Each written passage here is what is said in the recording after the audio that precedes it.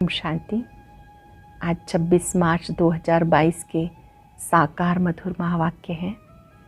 आज की मधुर मुरली में बाबा हम सबको पक्का करा रहे हैं कि बच्चे बाबा के पक्के और निश्चय बुद्धि बच्चे बनो।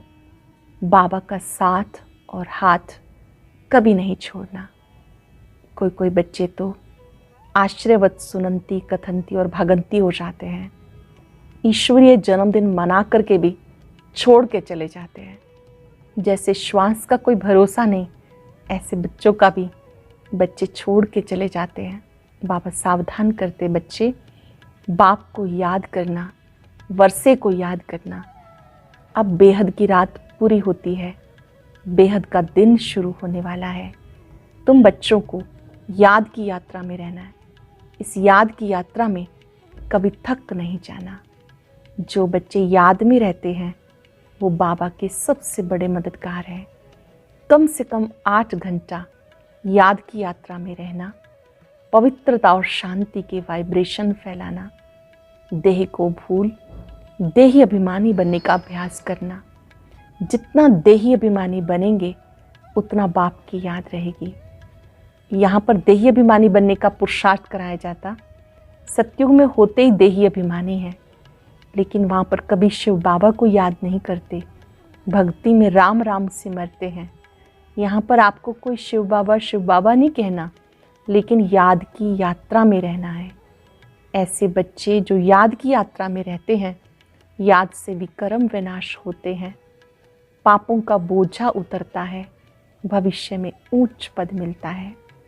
बाबा आज बच्चों को बहुत सुंदर बात पक्की करा रहे हैं कि बच्चे एक बाप की याद में रहना, निश्चय बुद्धि बनकर रहना। सुनते हैं बाबा के मधुर बोल, बाबा के शब्दों में। बाबा कहते, मीठे बच्चे अब बेहद की रात पूरी हो रही है, दिन आने वाला है, वापस घर चलना है, इसलिए अब दर दर भटकना बंद करो। बेहद की रात पूरी हो रही है, दिन आने वाला है, वापस घर चलना है, इसलिए दर दर भटकना बंद करो। क्वेश्चन है, किस प्रैक्टिस के आधार पर तुम बच्चे सर्विस बहुत अच्छी कर सकते हो? जवाब है, यदि कम से कम 8 घंटे तक याद बनी रहे, ये प्रैक्टिस हो जाए तो सर्विस बहुत अच्छी कर सकते हो। क्योंकि याद से सारे विश्व में पवित्रता और शांति के वाइब्रेशन फैलते हैं। याद से विकर्म विनाश होंगे, पद भी ऊंचा मिलेगा। इसलिए इस रूहानी यात्रा में कभी भी थकना नहीं। जिस्म का भान छोड़ देही अभिमानी बनने का निरंतर अभ्यास करते रहना। गीत है, रात की राही थक मत जाना, सुबह की मंजिल दूर नहीं। ओम शांति। बच्चों ने सावधानी सुनी, बाप ने बच्चों को सावधानी दी, हे रात की राही, क्योंकि अब तुम्हारे लिए दिन आ रहा है। यह बेहद की रात और दिन, बेहद की रात पूरी होती है, बेहद के दिन की स्थापना हो रही है। अब तुम बच्चों को जाना है, आत्माओं को जाना है अपने घर, जिसके लिए तुमने आधा कल भक्ति की, परंतु तुम बाप को ढूंढ ना सके क्योंकि उनके नाम रूप को बदल दिया। अब तुम जानते हो बाप दिन में अथवा कलयुग से सतयुग में जाने का रास्ता बता रहे हैं। बाबा ने समझाया, भ्रष्टाचारी उनको कहा जाता जो विकार से पैदा होते हैं। भारतवासी बाप को ही भूल गए। गीता का भगवान निराकार, उसके बदले साकार कृष्ण का नाम डाल दिया। यह बड़े से बड़ी भूल, जिस कारण आधा कल्प दुख भोगना पड़ा। भूल निमित्त बनी है दुख भोगवाने के। ये भी ड्रामा का पार्ट ढूंढा हुआ है। भक्ति मार्ग में भटकते रहते हैं। अगर बाप को जान ले तो भटकने की दरकार नहीं। बाबा का यथार्थ परिचय मिल जाए तो भटकने की दरकार नहीं। तुमने अब बाप को जाना। श्री कृष्ण अगर इसी रूप में आए फिर तो उसको पहचानने में कोई तकलीफ ना हो, झट सब जान जाएं। परंतु ये जो इतना गुप्त है, जो तुम बच्चे भी भूल जाते हो। शिव बाबा कितने गुप्त हैं कि बच्चे भी भूल जाते हैं। श्री कृष्ण को तो कोई भूल ना सके, सारी दुनिया एकदम चटक पड़े, समझे श्री कृष्ण तो हमें स्वर्ग में ले चलेगा, क्योंकि वो तो स्वर्ग का मालिक है, उसे कोई छोड़े ही नहीं। परंतु समझाने की बड़ी युक्ति चाहिए। अगर समझाने की युक्ति नहीं आती तो कहाँ ना कहाँ डिससर्विस कर देते हैं, क्योंकि खुद ही पूरा समझा हुआ नहीं है जो किसको अच्छी रीति सिद्ध करके हिसाब किताब बता सके। इस समय सब पतित हैं, गाते हैं पतित पावन सीताराम, परंतु पावन बनाने वाला कौन है ये कोई भी नहीं जानते। गीता का भगवान श्री कृष्ण समझ लिया, राम का तो कोई शास्त्र नहीं है। ऐसे नहीं कि रामायण कोई रामचंद्र का शास्त्र है, क्षत्रिय धर्म कोई राम ने नहीं स्थापन किया। ब्राह्मण, देवता और क्षत्रिय तीनों धर्म एक साथ शिव बाबा स्थापन करते हैं। तुम्हारे में भी थोड़े हैं जो इन बातों को समझ सकते हैं। राजा रानी तो एक होता है, बाकी प्रजा और दास दासियां अनेक बनते हैं। आगे राजाओं के पास ढेर दास दासियां थी, कोई बहलाने के लिए, कोई डांस करने के लिए। डांस का शौक तो वहाँ भी बहुत रहता है, बाकी राजा रानी बहुत थोड़े निकलते हैं जो अच्छी रीति समझ सकते हैं, समझा सकते हैं। प्रदर्शनी की सर्विस से मालूम पड़ जाता है कौन कौन अच्छी रीति समझा सकते हैं। पहली बात ये समझानी है कि भगवान को न जानने के कारण सर्वव्यापी कह दिया। दूसरा, श्री कृष्ण को भगवान कहने से स्वर्ग रचने वाले शिव बाबा का नाम गुम कर दिया।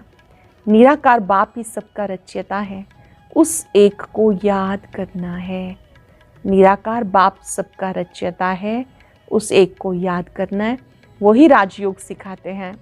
परंतु गीता में श्री कृष्ण भगवान वाच लिख दिया, इस कारण ही हाथ में गीता उठाए झूठी कसम लेते हैं। बताओ क्या श्री कृष्ण हाजिर नाजिर है? वह निराकार परमात्मा हाजिर नाजिर है, सब मूझे हुए हैं।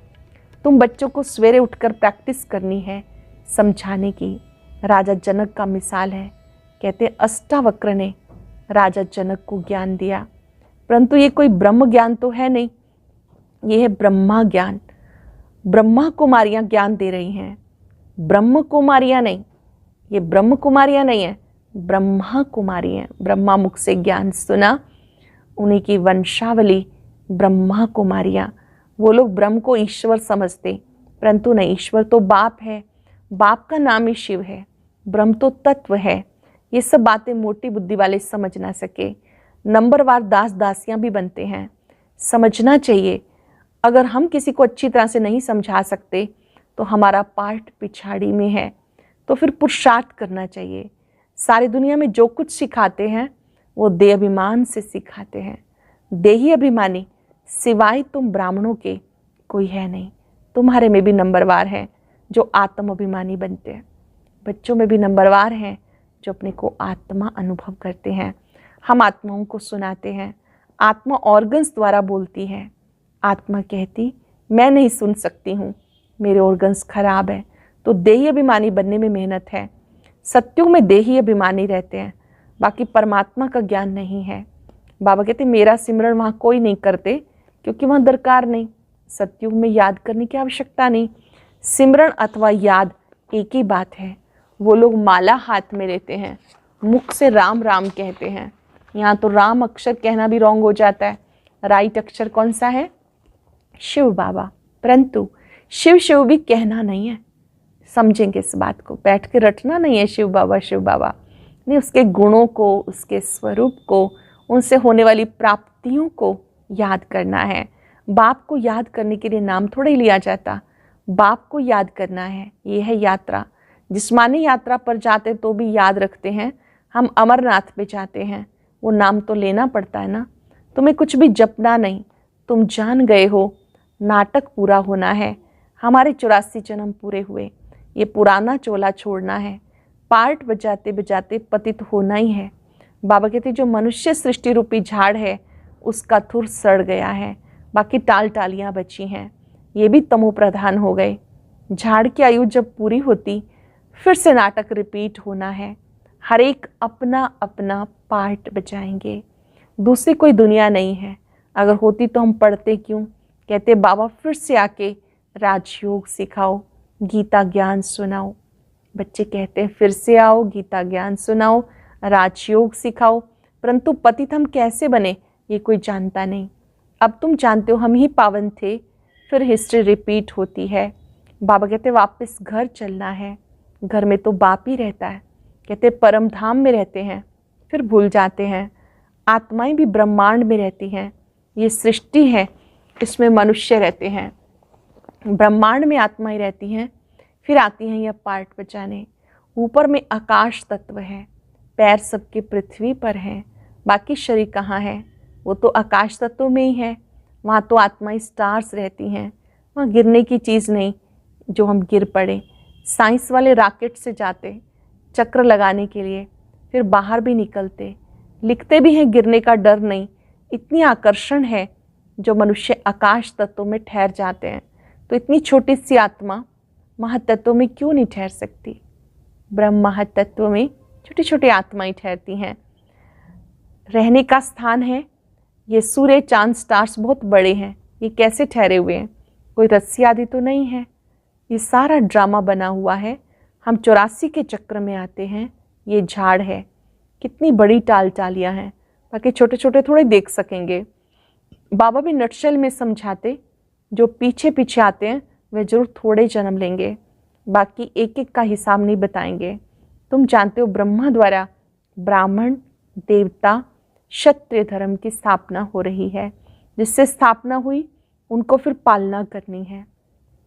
ब्रह्मा, विष्णु, शंकर तीनों ही देवताएं अलग अलग हैं, बाकी ऐसे नहीं कि ब्रह्मा को 3 मुख हैं, ऐसे हो ना सके।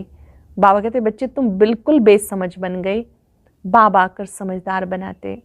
अब तुम सब सीताएं रावण की कैद में हो, तुम ही बंदर थे, तुम्हारी सेना ली। बाबा बच्चों को याद दिला रहे हैं कि तुम बच्चों के सहयोग से मैं भारत को स्वर्ग बनाता हूँ, आत्मा रूपी सीता को विकारों से आज़ाद करता हूँ। तुमको ही मंदिर लायक बनाया, अब राजधानी स्थापन हो रही है। जितना जो श्रीमत पर चलेंगे उतना ही ऊंच पद पाएंगे। तुम जानते हो हमारे बाबा मम्मा नंबर 1 में जाते हैं, स्थूल वतन में तुम्हारे सामने बैठे हैं, सूक्ष्म वतन में भी देखते हो, फिर बैकुंठ में भी देखते हो। पहले बहुतों को साक्षात्कार कराया गया, फिर सब थोड़े ही कृष्ण बन जाएंगे। बाल लीला आदि दिखाई जाती पुरुषार्थ कराने के लिए। बिगर पुरुषार्थ महाराजा महारानी तो नहीं बनेंगे। जो पक्के निश्चय बुद्धि हैं वो एकदम ठहर जाते हैं, जो पक्के निश्चय बुद्धि हैं वो एकदम ठहर जाते हैं। बाबा हम तो आपको कभी भी नहीं छोड़ेंगे, पक्का वायदा कर लेंगे, हम बाबा को कभी नहीं छोड़ेंगे। कई फिर कहते, ऐसे कहते कहते छोड़ भी देते हैं। आश्रयवत सुनंती कथंती भागंती हो जाते। पहले की कहावत है, अभी भी ये सब कुछ होता रहता है। कहते कल्प पहले भी ऐसे भगंती हुए थे, किसी पर भरोसा नहीं, जैसे श्वास पे कोई भरोसा नहीं, बाबा का बनकर फिर भी मर जाते, ईश्वरीय जन्मदिन मनाकर फिर भी मर जाते अथवा हाथ छोड़ देते। बाबा घड़ी घड़ी कहते रहते, तुम ऐसे समझो हमें अब स्वीट होम में जाना है। बार बार याद करो, हमें स्वीट होम में जाना है, इसलिए बाप और घर को याद करना है। भक्ति मार्ग में आधा कल्प याद किया, वापस कोई जा नहीं सकते, जानते ही नहीं तो जा कैसे सकेंगे, वो रूहानी राही बन कैसे सकते। तुम अब पूरे राही बने हो, जो जास्ती याद करते हैं उनके पाप कटते जाते हैं, ज़्यादा याद करते हैं पाप कटते जाते हैं। यात्रा का भी ध्यान रखना है, पिछाड़ी में 8 घंटा तुम्हारी ये सर्विस रहे तो भी बहुत अच्छा। ये है शांति और पवित्रता के वाइब्रेशन फैलाना। याद से विक्रम विनाश होंगे, पद भी ऊंचा मिलेगा। इसलिए कहा जाता रात के राही थक मत जाना। कलयुग का अंत माना ब्रह्मा की रात पूरी होना। सबको वापस जाना है, रूहानी घर को याद करना है। परम धाम रूहानी घर है, रूहों का घर है, उसे याद करना है। रूह को अब जाना है, जिस्म का भान छोड़ना है, देही अभिमानी बनना है। यह है याद की यात्रा। अच्छा, मीठे मीठे सिक्के लदे बच्चों प्रति माता पिता बाप दादा का याद प्यार गुड मॉर्निंग। रूहानी बाप की रूहानी बच्चों को नमस्ते, रूहानी बच्चों की रूहानी बाप दादा को नमस्ते, गुड मॉर्निंग। शुक्रिया बाबा, शुक्रिया। धारणा के लिए सार।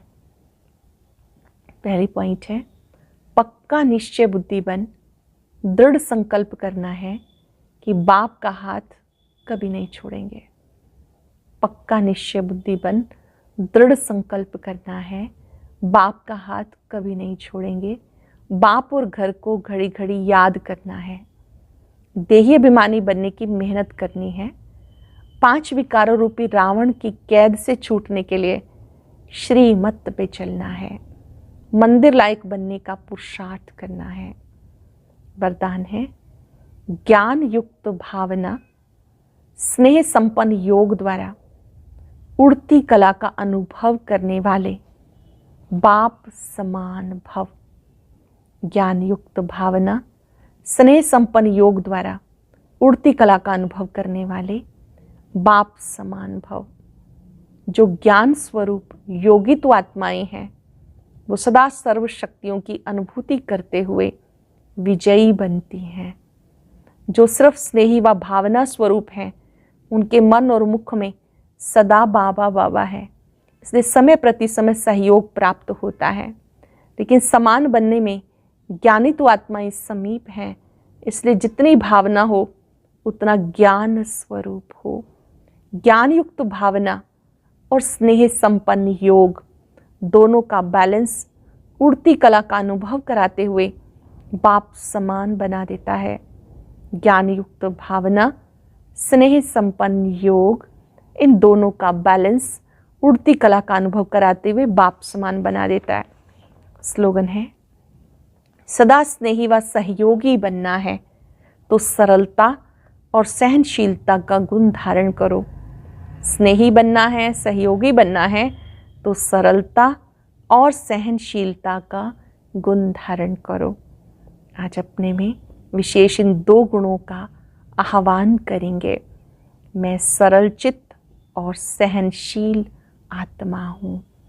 बड़ी बात को छोटा कर देना, छोटी बात को समाप्त कर देना, इसको कहते हैं सरलता। अंदर बाहर एक। सहनशीलता अर्थात जैसा समय हो उसके अनुसार, समय स्थान उन सब के अनुसार बात को धारण करने की ताकत रखना, सहनशील बनना। मातेश्वरी जी के महावाक्य ओम शिवोहम हम सो हम, इन शब्दों का यथार्थ अर्थ ओम शांति। ये जो शब्द उच्चारण करते हैं हम सो हम, शिवोहम, अहम आत्मा सो परमात्मा, अब ये महावाक्य कौन उच्चारण करते हैं और इन शब्दों का यथार्थ अर्थ क्या है? जब ओम अक्षर कहते हैं, ओम का अर्थ है मैं आत्मा शांत स्वरूप हूँ। ये निश्चय होने से फिर मैं आत्मा सो परमात्मा हूँ ये अक्षर नहीं कह सकते। फिर तो ऐसे ही समझते हैं कि मैं आत्मा परमात्मा की संतान हूँ, तो ये ओम शब्द कहना आत्माओं का अधिकार है। फिर जब हम सो हम कहते हैं तो शब्द का अर्थ है हम सो पूज्य, सो अब पुजारी बने। हम सो पूज्य, अब ये शब्द भी आत्मा ही कह सकती है। ये जो मनुष्य कहते हैं अहम आत्मा सो परमात्मा, अब ये शब्द सिर्फ परमात्मा ही कह सकता है क्योंकि वही एक आत्मा परमात्मा है। फिर ये जो शिवोहम शब्द कहते हैं वो भी परमात्मा कह सकते हैं क्योंकि वो शिव है। तो इन शब्दों के अर्थ को तब जानते हैं जब परमात्मा आकर नॉलेज देते हैं। बाकी और धर्म वाले तो क्रिश्चियन आदि को ये मालूम नहीं कि हम सो पोप बनूंगा, उनको ये नॉलेज ही नहीं है। अभी हमें नॉलेज मिली हम सो देवी देवता बनेंगे। हम सो का अर्थ हमने समझा, हम सो देवी देवता बनेंगे। हमारे सामने देवताओं का यादगार चित्र है, साथ साथ उनके जीवन चरित्र हिस्ट्री गीता भागवत सामने है, क्योंकि हम आदि से अंत तक सारे कल्प के चक्र में हैं और वो धर्म पिताएं जब आते हैं तो कल्प के बीच में आते हैं। इसलिए हम सो शब्द वो नहीं कह सकते, ओम शब्द कह सकते हैं। एकाग्र हो जाएंगे। मैं सरल चित्त सहनशील आत्मा हूँ। मस्तक के बीच अपने दिव्य स्वरूप को देखें। बाबा ने मुझे दोनों गुण गिफ्ट के रूप में दिए हैं।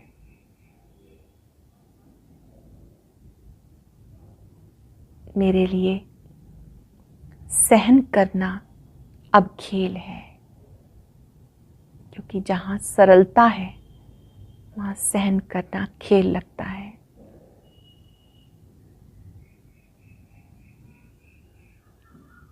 बाबा की शक्तियाँ निरंतर मुझ आत्मा पर पड़ रही हैं, जिससे दिव्य गुण बढ़ते जा रहे हैं। वायदा करेंगे बाबा से, हम आपका साथ और हाथ नहीं छोड़ेंगे, निश्चय बुद्धि बनकर रहेंगे। शुक्रिया बाबा, शुक्रिया। ओम शांति शांति।